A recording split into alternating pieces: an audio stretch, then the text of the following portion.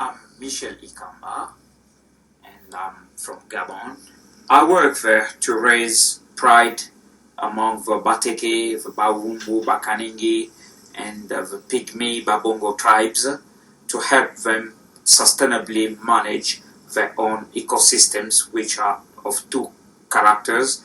You have the savanna grassland and the rainforest. As you may know, the rainforest constitutes about 85% of Gabonese territory. So it's a very, very high and sensitive area for conservation. We chose as our flagship species a Grimsdyker.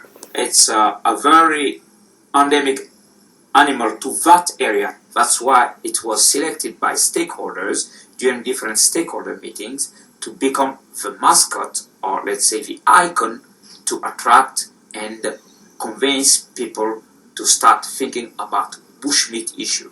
I think the most rewarding part of the campaign was the infusion of innovative techniques in outreach, and especially social marketing approach. I knew commercial marketing, I knew political marketing, but I didn't really know anything about social marketing until I was really involved in my training at the University of Kent. We have about 3 types of activities. The first type is composed of media, press release, to target especially what we call big bosses. I mean here powerful people, educated people, intellectual people, those in power who can also change and influence other social groups. And then the second group is composed of, let's say, typical marketing tools, posters, billboards, badges, fact sheets. And then you have the third group for me, which is composed of especially illustrative and very educational tools, especially a law booklet, so that gives people some legislations of environment in Gabon, where they can find articles of the law in Gabon were passed by the parliament. You have also the comics. Comics are that's really dedicated to children for primary schools, where it's typical comics, you know, cartoons like over same called The Adventure of Little Tsar.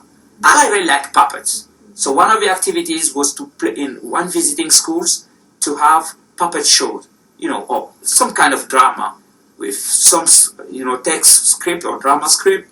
Kids just recite them, rehearse, and perform in front of other kids and their parents and teachers. And the script is all focused on the conservation messages. After the campaign, people in the later survey just showed that it was about 76% of people who started to talk in their own communities, who said, yes, I've talked to my family, I've talked to friends, I've talked to politicians. And that was a high change for us. The knowledge of the flagship species and the threats is now higher. It's about maybe 92%. Yeah, at the end of the campaign. The same thing remains also very positive about the way they even, you know, participated in these activities. Parents helped us because we were running short of staff. So volunteers came, you know, in villages to help us.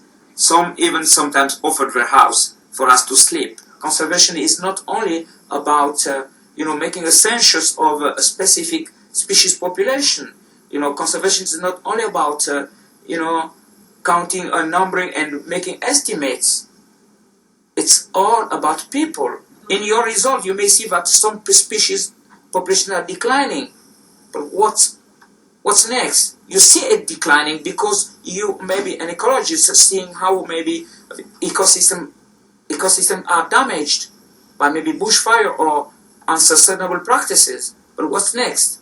And the next is social marketing.